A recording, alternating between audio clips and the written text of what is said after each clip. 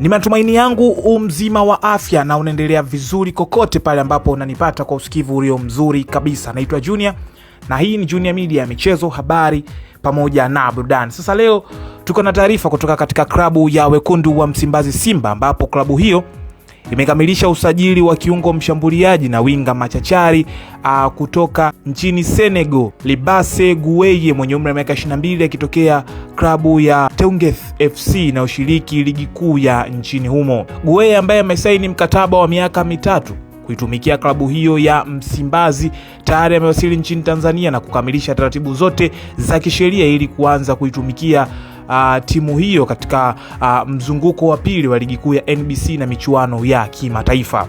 Nyota huyo anasifika kwa kasi yake, uwezo wa kucheza nafasi mbalimbali za ushambuliaji ikiwemo winga ya kushoto na kulia, na mchezaji anayetumia nguvu, anayetumia mguu wa kushoto, sifa ambayo ilikuwa ikitafutwa muda mrefu na benchi la ufundi la klabu ya Wekundu wa Msimbazi Simba. Lakini klabu hiyo ya Simba imefikia makubaliano kumnasa beki wa kushoto Nixon Kibabage mwenye umri wa miaka 25 akitokea klabu ya Singida Black Stars. Usajili huu umekuja baada ya uongozi wa Simba kukamilisha mazungumzo na klabu yake ya zamani kuhusu uhamisho huo na kufuatiwa na makubaliano binafsi kati ya mchezaji na klabu ya Simba yaliyofikiwa leo mchana.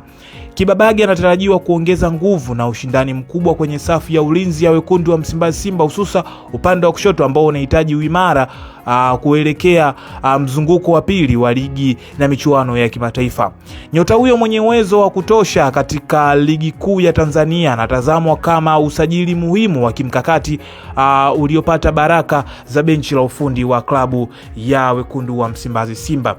Lakini hata hivyo, mshambuliaji wa Kitanzania Edwin Balua amekamilisha usajili wa kujiunga na klabu ya El Entisari na ushiriki ligi daraja la pili nchini Saudi Arabia kwa mkataba wa mkopo wa miezi 6 utakaodumu hadi Mei 2026.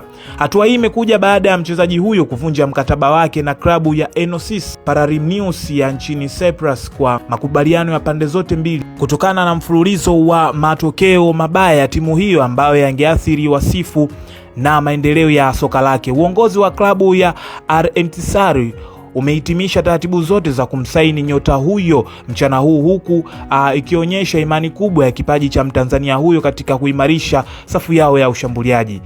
Balua sasa anaelekea kuanza ukurasa mpya nchini Saudi Arabia akitokea Cyprus akiwa na lengo la kuonyesha kiwango bora kitakachomsaidia kupiga hatua zaidi katika soka la kulipwa la kimataifa. Nikushukuru sana mwana michezo, naitwa Junior na hii ni Junior Media ya michezo, habari pamoja na burudani. Kutokea hapa sina la ziada mpaka wakati mwingine, nikutakia siku njema. Bye bye.